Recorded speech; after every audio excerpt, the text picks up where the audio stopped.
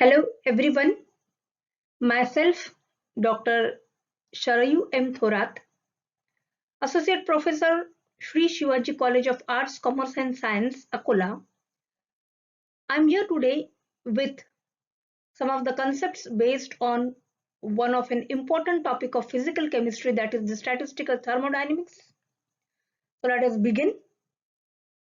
The classical thermodynamics is based on empirical laws in which the variables such as pressure, temperature and energy are regarded as functions of state. However, in the derivation of relations of thermodynamic functions, we ignore the constitution of the material system, but the experimental observations support the laws.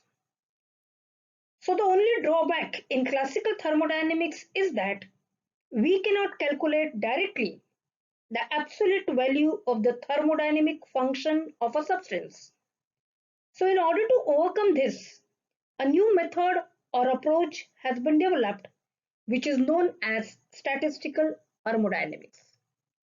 So today in this lecture, we are going to discuss some of our introductory concepts of statistical thermodynamics. So let us begin.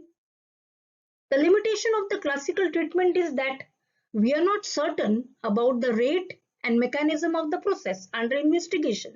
So this is again one of the limitation of classical treatment. The relevant information can be had provided we know the link between the macroscopic properties and the microscopic properties of the system. So such types of correlation are studied by statistical mechanics. The nature and details of the microscopic properties.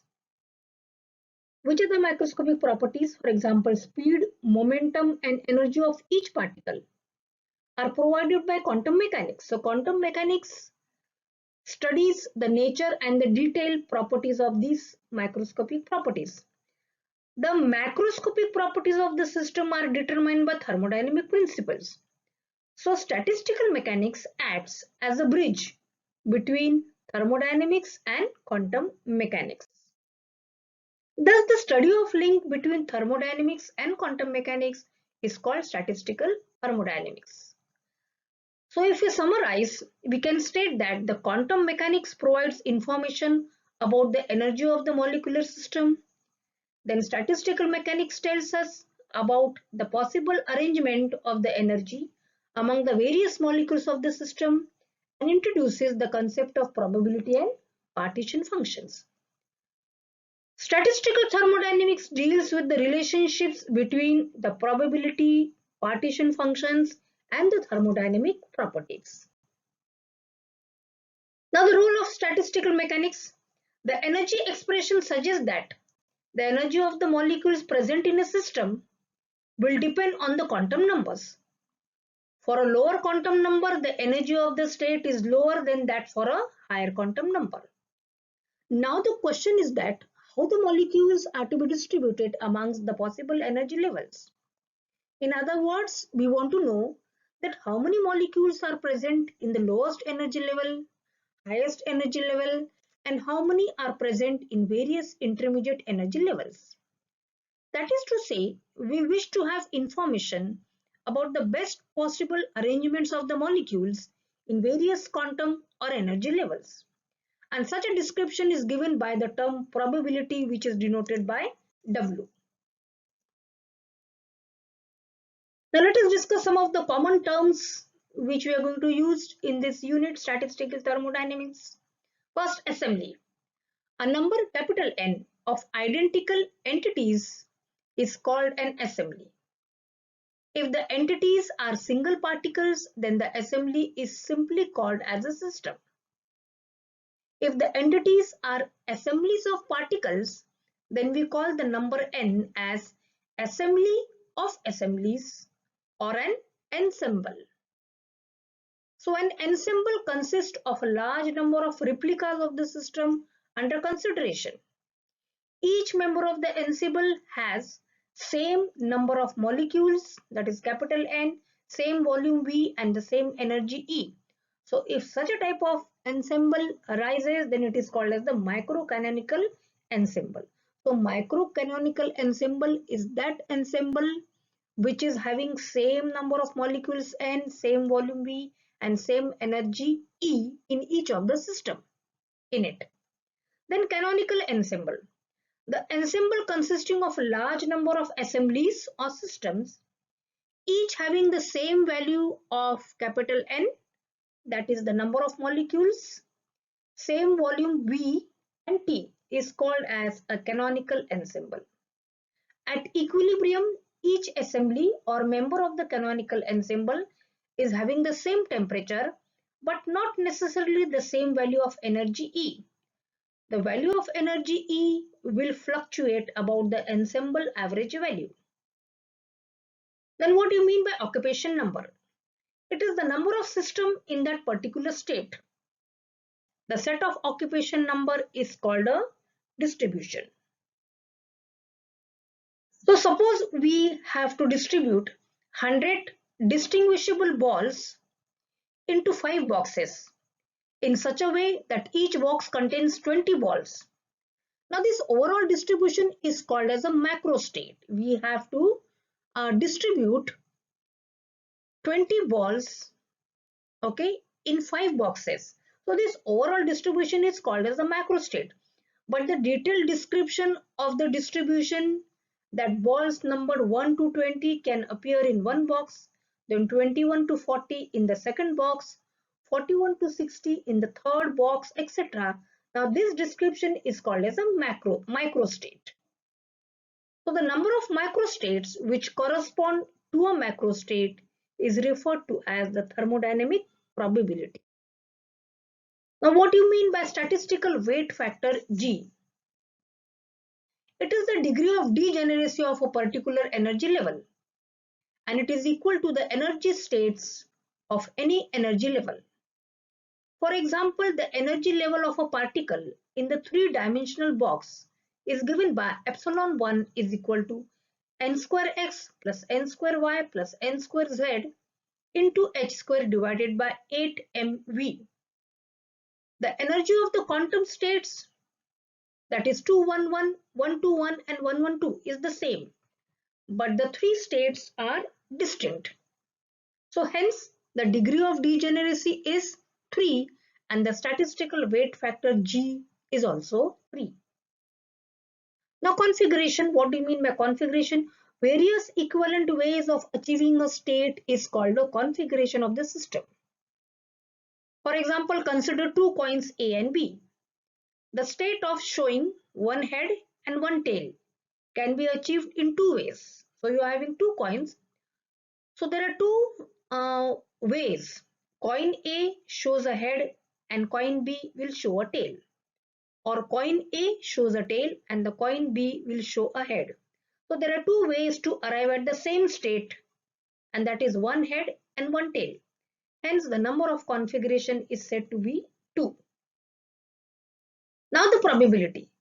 The probability of a state of a system is defined as the number of configurations leading to that particular state divided by the total number of configurations possibly available to the system. For example, consider the tossing of a coin. If you toss the coin, it can either show head or tail. So thus the total number of possible configurations of the state that is showing one head or tail is 2. That is, it will either show one head or it will show one tail. So the total number of possible configurations of the state of the coin is 2. That means one head or one tail. And the probability of showing head is 1 out of the 2 configurations. That is, there are half chances that the coin will show head. Okay. And probability, similarly, the probability of showing the tail up is also 1 upon 2. Now let us discuss the thermodynamic probability. The thermodynamic probability of a system is equal to the number of ways of realizing the distribution, and the symbol for thermodynamic probability is given by W. Now let us say the expression for thermodynamic probability. Consider an assembly of n identical particles of a gas which is at a temperature T, volume V and total energy E. Now let N0, N1, N2, etc. the group of molecules be placed in different energy level, that is epsilon 0, epsilon 1, epsilon 2, etc. in such a way that the total number of molecules and the total energy are constant. That means you can write the total number of molecules is summation of individual molecules Ni, and the total energy E is also constant, which is given by E is equal to summation N into epsilon I. So the number of ways in which the molecules can be distributed into different energy level, it is calculated by the principle of permutation and combination. So thus the probability W is expressed by the equation W is equal to factorial n divided by factorial n0 into factorial n1 into factorial n2 and so on. Here factorial n, it is called as n factorial, and the value of that is written as factorial n is equal to n into n minus 1 into n minus 2 and so on into 4 into 3 into 2 into 1.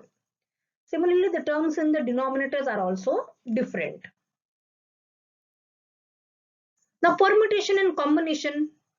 What is meant by permutation and combination? Suppose there are 25 particles which have to be put in groups of 12, 6, 4, 2, 1. That means these 25 particles are to be arranged in such a way that one of the box will contain 12, the other box will contain 6 particles, the third box will contain 4, the fourth 2 and the fifth 1. So the 24 particles have to be arranged, or they have to be put in groups of these. If you add this will be 25. So the number of ways of arranging these are given by 25 factorial divided by 12 factorial into 6 factorial into 4 factorial into 2 factorial into 1 factorial. So suppose if you solve this expression, the answer comes 9.4 into 10 to the power of 11. That means there are 9.4 into 10 to the power of 11 ways of arranging 25 particles in these groups. So this can be calculated as follows. If there is no restriction on the group placement, the number of ways would be 25 into 24 into 23 and so on up to 1, which is denoted by factorial 25. But since one has to place the particles in groups, then the number has to be divided by what are these following groups. That means if you had to arrange the 25 particles without any restriction, then the answer would be 25 into 24 into 23 into 22 into 21 and so on into 1. But since they have given us that the 25 particles are to be arranged in groups of 12, 6, 4, 2, 1, hence then the answer is different. That means the way to solve this is different. Since one has to place the particles in such a type of groups, the number, that is 25 factorial, will have to be divided by these groups. So this is the concept of permutation and combination. The methods of evaluating the configurations for systems of different nature, these are summarized as follows.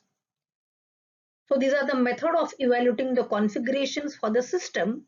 Suppose, for example, the number of ways of selecting n distinguishable objects from the n distinguishable objects. That means total number of objects are capital N. Out of that you are selecting n objects.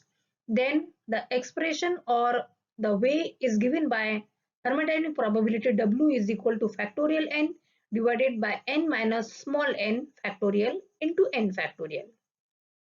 The number of ways of arranging n indistinguishable objects into L distinguishable locations with only one object in a location is given by W is equal to factorial L divided by L minus n factorial into n factorial. The number of configurations for n indistinguishable objects into L distinguishable locations without any restriction on the occupation, then that is given by W is equal to n plus L minus 1 factorial divided by n factorial into L minus 1 factorial. The number of ways of putting n distinguishable objects into L locations with no restriction is given by the thermodynamic probability W is equal to L raised to the power n. Now in writing the factorials, we keep in mind that W is equal to suppose 6 factorial, then it has to be solved by 6 into 5 into 4 into 3 into 2 into 1. And if you have to write factorial 0, then the value is 1, etc. So this was all about the concepts of statistical thermodynamics. In the next lecture, we are going to discuss some of the numerical problems and more concepts on this statistical thermodynamics. Till that time, you study whatever is being taught. Thank you.